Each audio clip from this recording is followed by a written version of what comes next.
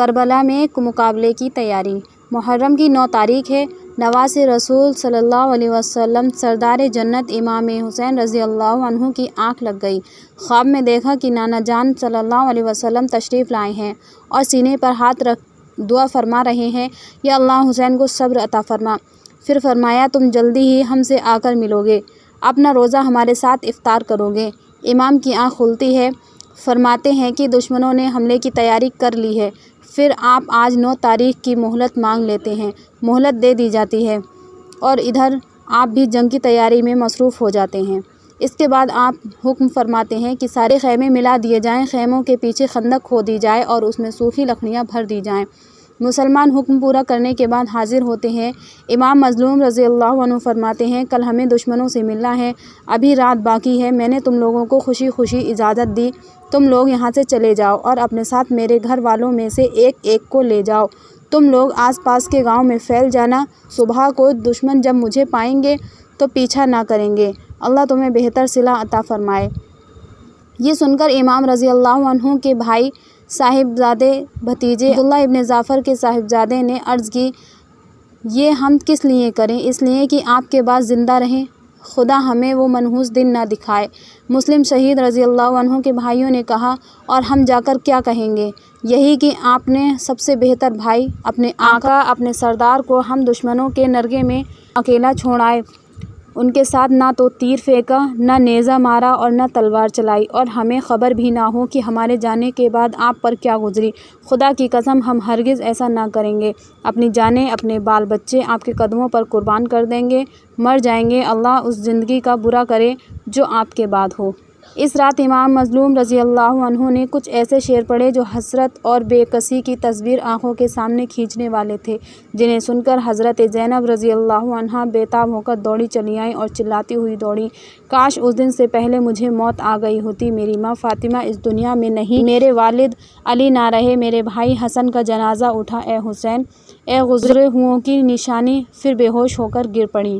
آج مالک کوثر کے گھر میں اتنا بھی پانی نہیں کہ منہ پر چھینٹے دے کر بہن کو ہوش میں لایا جا سکے۔ 10 محرم شریف امام حسین رضی اللہ عنہ کی شہادت۔ آج محرم کی 10 تاریخ اور جمعے کا دن ہے۔ امام مظلوم رضی اللہ عنہ اپنے خیمے سے نکل کر دشمنوں کی طرف بڑھتے ہیں۔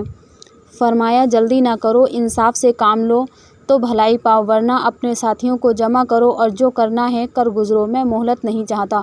امام کی آواز بہنوں تک جا پہنچی، وہ بے اختیار رونے لگی۔ امام نے حضرت عباس اور امام زین العابدین کو چپ کرانے کے لیے بھیجا، پھر فرمایا، خدا کی قسم انہیں بہت رونا ہے۔ پھر دشمنوں کی طرف دیکھ کر فرمایا، ذرا میرے بارے میں سوچو تو صحیح، کیا میرا قتل تمہارے لیے جائز ہے؟ کیا تم نے نہیں سنا اللہ کے رسول صلی اللہ علیہ وسلم نے فرمایا، میں اور میرے بھائی جنت کے نوجوانوں کے سردار ہیں؟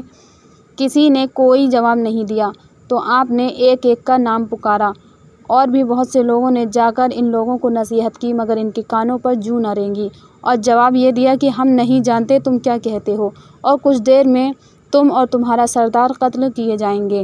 حضرت حر اور چند لوگ امام کے لشکر میں آ گئے۔ امام نے لشکر کو ترتیب دی، رات خندق کھود کر جو لکڑیاں جمع کرائی گئی تھیں ان میں آگ لگا دی گئی کہ دشمن پیچھے سے حملہ نہ کریں۔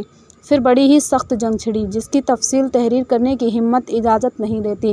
کیا گزرے کسی پر جب وہ اپنے بھائیوں، بھتیجوں اور بیٹوں کو قربان ہونے کے لیے بھیجے، انہیں قربان ہوتا دیکھے، پھر ان کی لاشیں اپنے ہاتھوں پر اٹھا کر لائے۔ امام کی طرف سے سب نے بڑی ہمت کا اظہار کرتے ہوئے جنگ لڑی اور ایک ایک کر کے شہید ہو گئے۔ اب صرف امام زین العابدین اور امام حسین رضی اللہ عنہ ہی مردوں میں باقی رہ گئے تھے۔ امام زین العابدین نے اجازت مانگی مگر امام نے انہیں منع فرمایا۔ اس کے بعد صبر کی تلقین کر کے امام علی مقام میدان کی طرف چل دیے۔ کیا بے بسی کا عالم ہوگا، امام کی بہن اور بیٹیوں کے دل پر کیا گزرتی ہوگی۔ امام مظلوم میدان میں پہنچ کر اپنے والد شیر خدا حضرت علی رضی اللہ عنہ کی طرح دشمنوں پر ٹوٹ پڑے۔ 33 زخم نیزے اور 34 تلواروں کے لگے، تیروں کا تو شمار ہی نہیں، آخر لڑتے لڑتے گر گئے، اور پھر جسم میں اٹھنے کی طاقت نہ رہی، بار بار اٹھتے ہیں اور گر جاتے ہیں۔ اس حالت میں سنان بن انس ناری جہنمی نے نیزہ مارا کہ عرش کا تارا زمین پر ٹوٹ کر گر پڑا۔ سنان جہنمی نے خولی بن یزید سے کہا، سر کاٹ لے۔ خولی بن یزید کا ہاتھ کانپنے لگا۔ پھر سنان مردود خود گھوڑے سے اترا اور اللہ کے رسول صلی اللہ علیہ وسلم کے 3 دن کے بھوکے پیاسے جگر کے ٹکڑے کا سر تن سے جدا کر دیا، لیکن انہیں اس پر بھی صبر نہ آیا تو امام مظلوم رضی اللہ عنہ کا لباس اتار کر آپس میں بانٹ لیا۔ ابھی بھی عداوت کی آگ نہ بجھی تو اہل بیت کے خیموں کو لوٹا، عورتوں کے سر سے دوپٹے اور زیور اتار لیے گئے۔ ابھی بھی صبر نہ آیا، ایک جہنمی نے آواز لگائی کہ حسین کے جسم پر گھوڑے دوڑاؤ، تو 10 بدبخت آئے اور خاتون جنت کی گود کے پالے کے جسم پر 2 گھوڑے دوڑائے اور امام مظلوم رضی اللہ عنہ کی ہڈیاں ریزہ ریزہ کر دی گئیں۔